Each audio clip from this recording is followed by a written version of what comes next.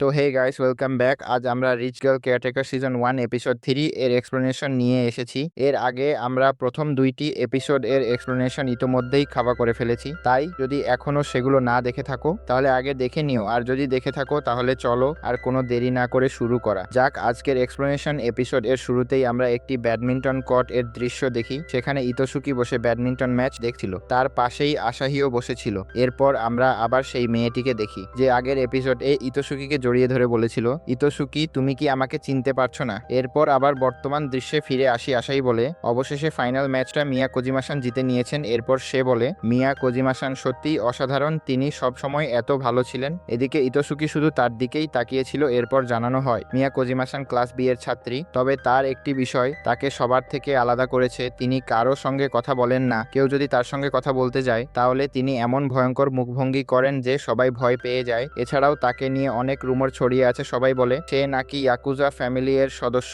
Asahi এসবই বলে যাচ্ছিল, তখন ইতোসুকি মনে মনে বলে ও এখন বুঝতে পারছে সেদিন ও এমন ভয়ঙ্কর মুখ কেন করছিল। এরপর সে আরো ভাবতে থাকে, এখন বুঝতে পারছি সেদিন কেন কনোহানার বাবা আমাকে সেই প্রশ্নটা করেছিলেন। এরপর একটি ছোট ফ্ল্যাশব্যাক দেখানো হয়, সেখানে কনোহানার বাবা ইতোসুকিকে বলছেন, ইতোসুকি আমি তোমার ফ্যামিলি হিস্টোরি দেখেছি, আমার মনে হয় এখন ওই পরিবারের সঙ্গে তোমার কোনো ব্যক্তিগত সম্পর্ক নেই। ইতোসুকি উত্তর দেয়, না এমন কিছুই নয়। তিনি বলেন, আচ্ছা আমি শুধু চাই তুমি অপ্রয়োজনীয়ভাবে ওই পরিবারের প্রতি কোনো আকর্ষণ রেখো না। এখন তুমি কনোহানার কেয়ারটেকার, তাই আমি চাই না তুমি তাদের পরিবারের সঙ্গে কোনো ধরনের রিলেশনশিপ রাখো। এরপর দৃশ্য আবার বর্তমান সময়ে ফিরে আসে। ইতোসুকি বলতে শুরু করে, আসলে অনেক বছর আগে আমি কিছু সময় মিয়া কোজিমা পরিবারের সঙ্গে কাটিয়েছিলাম না, তার চেয়ে তোমাদের একটু অতীতে নিয়ে যাই। এরপর অনেক বছর আগের ঘটনা দেখানো হয়। ইতোসুকি বলতে থাকে, অনেক বছর আগে আমার বাবা মায়ের মধ্যে বড় ঝগড়া হয়েছিল। সেই ঝগড়া এতটাই বেড়ে গিয়েছিল যে ডিভোর্স পর্যন্ত পৌঁছে যায়। তখন আমার মা আমাকে নিয়ে তার মায়ের বাড়িতে চলে যান। এরপর তিনি আমাকে নিয়ে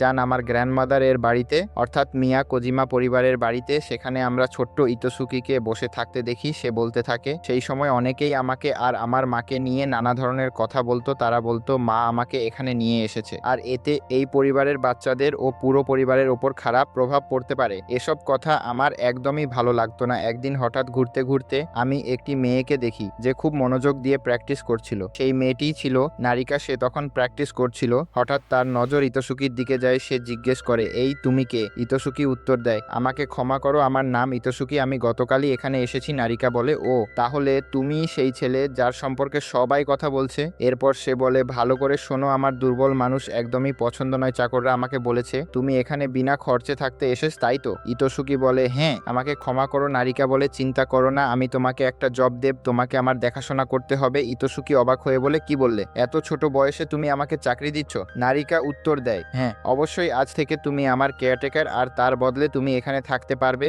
এরপর ইতোসুকি আমাদের জানায় আসলে নারিকাই এই পরিবারের একমাত্র মেয়ে, তাই তার দেখাশোনা করার দায়িত্ব পাওয়া সত্যিই অনেক বড় বিষয় ছিল। সে আরো বলে, সেদিন থেকেই আমি নারিকার কেয়ারটেকার হয়ে যাই। সে ককরোচকে ভয় পাক বা অন্য কোনো কিছুতেই ভয় পাক না কেন, সব সময় আমার কাছেই ছুটে আসতো। আমি তাকে আদর করে শান্ত করতাম, এমনকি তার বাবা বকা দিলেও সে আমার কাছেই আসতো যাতে একটু কমফোর্ট পায়। আর এভাবেই ধীরে ধীরে সময় কেটে যেতে থাকে। কিন্তু একদিন হঠাৎ নারিকাকে খুব মন খারাপ করে বসে থাকতে দেখি। আমি তখন তার পাশেই ছিলাম। নারিকা বলল, আসলে আমি খুবই দুর্বল, এখন তুমি আমার থেকেও অনেক বেশি শক্তিশালী হয়ে গেছ। ইতোসুকি অবাক হয়ে বলল, কিভাবে? তুমি তো আমার থেকেও বেশি শক্তিশালী। নারিকা মাথা নেড়ে বলল, না তুমি নিজেই ভেবে দেখো, আমি যখনই কোনো ককরোচ বা অন্য কোনো ইনসেক্ট দেখে ভয় পাই তখন তোমার কাছেই দৌড়ে আসি। কেউ আমাকে বকা দিলেও তোমার কাছেই আসি। আর তুমি আমাকে আদর করে শান্ত করো। তাহলে বলো, সত্যিকারের শক্তিশালী কে, তুমি নাকি আমি? সে আবার বলল, সবচেয়ে বড় কথা, আজ পর্যন্ত আমি কখনো একা বাইরে যেতে পারিনি। বাইরের পৃথিবী কেমন সেটাও আমি জানি না, জানো?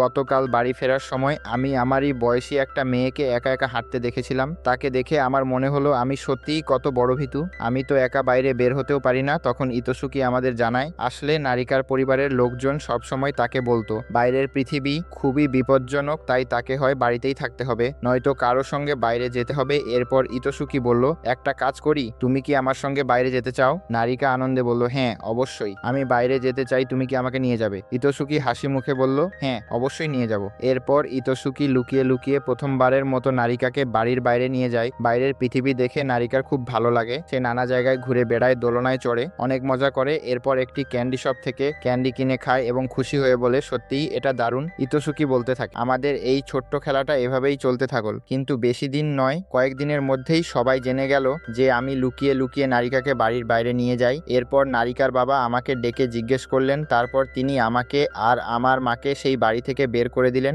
আমরা চলে আসার সময় নারিকা শুধু আমার জন্যই অনেক কাজ ছিল, সে বারবার বলছিল আমি একদিন শক্তিশালী হব, তুমি দেখে নিও, আর এতে তোমার কোনো দোষ নেই। এরপর দৃশ্য আবার বর্তমান সময়ে ফিরে আসে। আমরা আবার আগের এপিসোড এর শেষের সেই দৃশ্যটি দেখি। নারিকা ইতোসুকিকে জড়িয়ে ধরে বলে, ইতোসুকি তুমি এতদিন কোথায় ছিলে? জানো আমি তোমাকে কত খুঁজেছি। ইতোসুকি তাকে শান্ত করে বলে, আচ্ছা আগে একটু শান্ত হও, তুমি এত চিন্তা করছো কেন? নারিকা বলে, না তুমি আবার আমাকে ছেড়ে চলে যাবে? ইতোসুকি উত্তর দেয়, না এমন কিছু হবে না, আগে তুমি শান্ত হয়ে দাঁড়াও। নারিকা মাথা নেড়ে বলল, না এখন আর সেটা সম্ভব নয়। ইতোসুকি অবাক হয়ে জিজ্ঞেস করলো, কেন কেন সম্ভব নয়? নারিকা বলল, কারণ আমার পায়ে একটু চোট লেগেছে মনে হচ্ছে, আমি ঠিকমতো অনুভবই করতে পারছি না। ইতোসুকি বলল, ঠিক আছে কোনো সমস্যা নেই, আমি তোমাকে নিয়ে চলি। এরপর সে নারিকাকে নিয়ে নার্সিস অফিসে যায়, সেখানে তার চিকিৎসা করা হয়। চিকিৎসা শেষ হলে ইতোসুকি বলল, ঠিক আছে এবার আমি চলি, এখন নিশ্চয়ই তুমি অনেকটা ভালো অনুভব করছো, তুমি একটু রেস্ট করো। কিন্তু নারিকা সঙ্গে সঙ্গেই তাকে থামিয়ে বলল, না তুমি এভাবে যেতে পারবে না, আমাকে আবার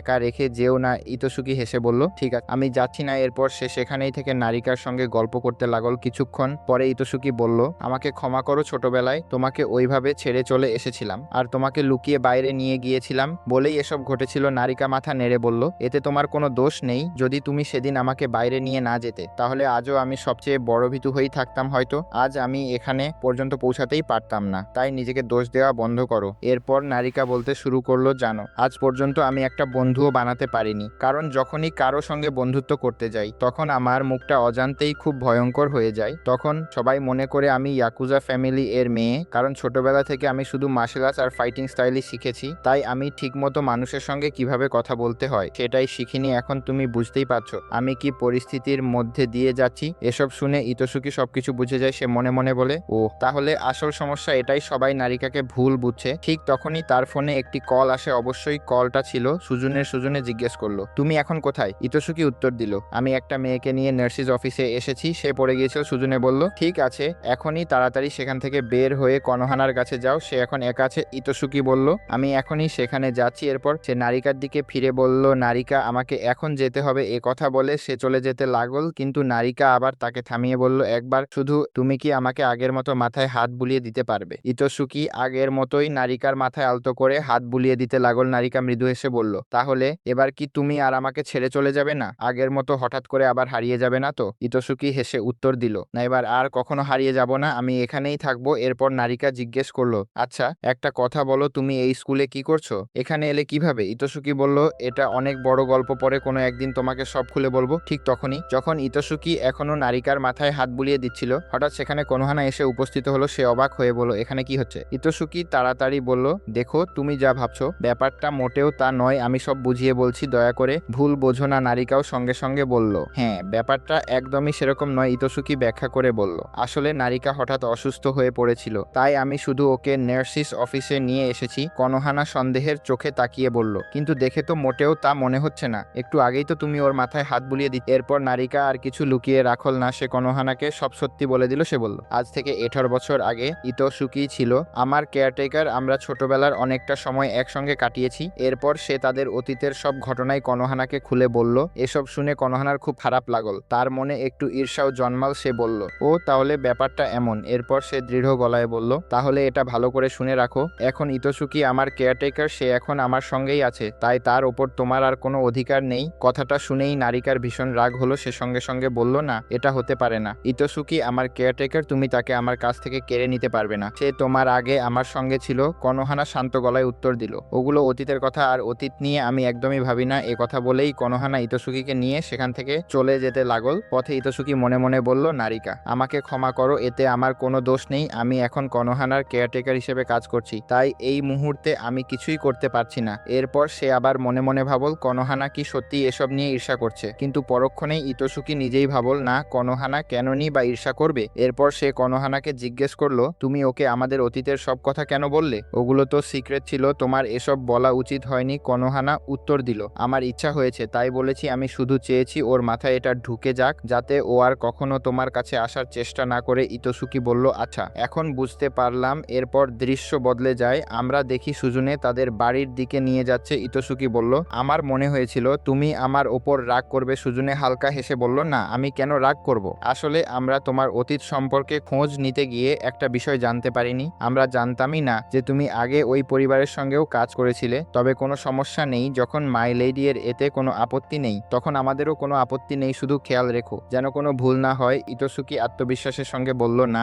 আমি কখনোই এমন কোনো ভুল করব না। এরপর আবার দৃশ্য বদলে যায়, আমরা দেখি সবাই টি পার্টিতে বসে আছে। ইতোসুকি বলতে শুরু করে, এই টি পার্টির পেছনেও একটা গল্প আছে, চলো তোমাদের আবার একটু অতীতে নিয়ে যাই। এরপর আমরা দেখি আসাহি আর তাইসো একসঙ্গে ইতোসুকির কাছে আসে। তারা জিজ্ঞেস করে, আজ কি আমরা একটা টি পার্টি করতে পারি? ইতোসুকি হেসে উত্তর দেয়, অবশ্যই আজ আমরা টি পার্টি করতে পারি। তখন তারা বলে, ঠিক আছে, যদি তুমি আর কাউকে ডাকতে চাও তাহলে ডেকে আনতে পারো। সবার আগে ইতোসুকি কনোহানার কাছে যায় এবং তাকে আমন্ত্রণ জানায়। কনোহানা বলে, 1 মিনিট আগে আমি সুজুনের কাছে জিজ্ঞেস করিনি। সুজুনে বলে, ঠিক আছে, যদি ইতোসুকি সেখানে থাকে তাহলে তুমি যেতে পারো, আমার কোনো আপত্তি নেই। ইতোসুকি মনে মনে বলে, ভালো, একটা কাজ তো হয়ে গেল, এবার আর একজনকে ইনভাইট করতে হবে। এরপর সে সরাসরি নারিকার কাছে যায়। সে বলে, তোমার সঙ্গে আমার একটু কথা ছিল। নারিকাকে বাইরে নিয়ে আসার পর সে বলল, দেখো, আমি এখন শুধু ফ্রি আছি বলেই এসেছি, না হলে তোমার সঙ্গে কথা বলার আমার কোনো ইচ্ছাই ছিল না। আমি এখনো তোমাকে ক্ষমা করিনি। আর তুমি নিজেকে কি ভাবো? তুমি তো একটা ট্রেইটো। এরপর সে হঠাৎ লজ্জা পেয়ে বলল, না, আমি এসব কিছু বলিনি। তুমি যা শুনেছ সেটা ভুল শুনেছ, নিশ্চয়ই তোমার কান বাজছিল। ইতোসুকি অবাক হয়ে বলল, আমার কান বাজছিল? কিন্তু আমি তো এখনো কিছুই বলিনি। নারিকা আরো লজ্জা পেয়ে বলল, হ্যাঁ, ঠিক আছে, আমি কিছুই বলিনি, তুমি সব ভুলে যাও। এরপর ইতোসুকি বলল, আসলে তোমাকে এখানে ডাকার কারণ হলো তোমার কাছে একটা কথা জানতে চেয়েছিলাম। নারিকা বলল, ঠিক আছে, যা জিজ্ঞেস করার তাড়াতাড়ি জিজ্ঞেস করো। ইতোসুকি বলল, আমি একটা টি পার্টির আয়োজন করছি, তুমি কি সেখানে আসতে চাও? নারিকা কিছুক্ষণ চুপ থেকে বলল, আমি আসতে তো চাই, কিন্তু তুমি তো জানো আমার কি সমস্যা। ইতোসুকি হেসে বলল, কোনো সমস্যা হবে না, সেখানে তুমি খুবই কমফোর্টেবল ফিল করবে, তাই নিশ্চিন্তে চলে এসো। এরপর ইতোসুকি সরাসরি তেনজির কাছে গিয়ে তাকেও ইনভাইট করলো। তেনজি বলল, ঠিক আছে, আমি আসব। এভাবেই সে তিনজনকেই ইনভাইট করে ফেলল। এরপর দৃশ্য আবার বর্তমান সময়ে ফিরে আসে। সবাই একসঙ্গে বসে টি পার্টি উপভোগ করছিল। আসাহি আর তাইসো দুজনেই ভীষণ অবাক হয়ে গেল। তাইসো বলল, এই শোন, তুই তো এখানে মাত্র 3 দিন হলো এসেছিস, তাহলে এই 3টা মেয়ের সঙ্গে তোর এত ভালো পরিচয় হলো কিভাবে? ইতোসুকি হেসে বলল, ওটা অনেক বড় গল্প, পরে বলবো, আপাতত টিতে মন দাও। এরপর সবাই গল্প করতে শুরু করলো। একজন বলল, চলো আগে সবাই নিজেদের পরিচয় দিই। এরপর সবাই একে একে নিজের পরিচয় দিতে লাগল। অল্প সময়ের মধ্যেই তাদের মধ্যে বেশ ভালো বন্ধুত্ব হয়ে গেল। তবে নারিকা এখনো সবার সঙ্গে কথা বলার সময় একটু অস্বাভাবিক আচরণ করছিল। তখন ইতোসুকি বলল, দেখো, নারিকা আসলে খুবই ভালো মেয়ে, তার ইয়াকুজা ফ্যামিলি এর সঙ্গে কোনো সম্পর্ক নেই। ছোটবেলা থেকেই সে শুধু নিজের পরিবারের মধ্যেই বড় হয়েছে আর সব সময় মার্শাল আর্টসের প্র্যাকটিস করেছে, তাই মানুষের সঙ্গে স্বাভাবিকভাবে কথা বলতে সে শিখতে পারেনি। এজন্য তোমাদের ওকে একটু অদ্ভুত মনে হতে পারে, কিন্তু বিশ্বাস করো, সে সত্যিই খুব ভালো মানুষ। ঠিক তখনই তাইসো অবাক হয়ে বলল, 1 মিনিট, তুই তো একটু আগে ওকে নারিকা বলে ডাকলি, কিন্তু সেটা কিভাবে? ইতোসুকি উত্তর দিতে যাচ্ছিল, ওটা আসলে অনেক বড় গল্প, কিন্তু তার আগেই নারিকা নিজেই বলে উঠল, কারণ আমরা দুজন গত 1.5 বছর ধরে একে অপরকে চিনি। সবাই একসঙ্গে অবাক হয়ে বলল, কি 1.5 বছর ধরে? কিন্তু কিভাবে? ইতোসুকি হেসে বলল, এটাও অনেক বড় গল্প, যেমনটা একটু আগেই বলেছিলাম। এরপর সে তাদের সব ঘটনা খুলে বলল। সব শুনে সবাই বলল, ও, তাহলে আসল ঘটনা এটা। এরপর সবার মনে নারিকাকে নিয়ে যে ভুল ধারণা ছিল সেটা বদলে গেল। তারা বুঝতে পারলো নারিকা মোটেও খারাপ মেয়ে নয়। এরপর আশাই নারিকার সঙ্গে কথা বলতে শুরু করলো। সে জিজ্ঞেস করলো, তুমি ফ্রি টাইমে কি করো? নারিকা উত্তর দিল, আমি বেশিরভাগ সময় শুধু প্র্যাকটিসই করি। হঠাৎ একজন ইতোসুকিকে জিজ্ঞেস করলো, তুমি তো নর্মাল স্কুল থেকে এসেছ, তাই না? ইতোসুকি বলল, হ্যাঁ। তখন তারা বলল, আচ্ছা বলো তো, সেখানে কি কোনো মজার গেম বা অদ্ভুত নিয়ম ছিল? শুনেছি নর্মাল স্কুল এ নাকি অনেক মজার আর অদ্ভুত ধরনের জিনিস হয়। ইতোসুকি হেসে বলল, হ্যাঁ, ঠিকই শুনেছ। এরপর সে তাদের 3 সেকেন্ড রুলের কথা বলল। সে বোঝাল, কোনো খাবার মাটিতে পড়ে গেলে যদি 3 সেকেন্ডের মধ্যে সেটা তুলে খাও তাহলে নাকি সেটা নোংরা হয় না। এ কথা শুনে সবাই হেসে উঠল। শুধু তাই নয়, তারা মজা করে নিজেরাও 30 সেকেন্ড রুলটা ট্রাই করতে শুরু করলো। ইতোসুকি মনে মনে বলল,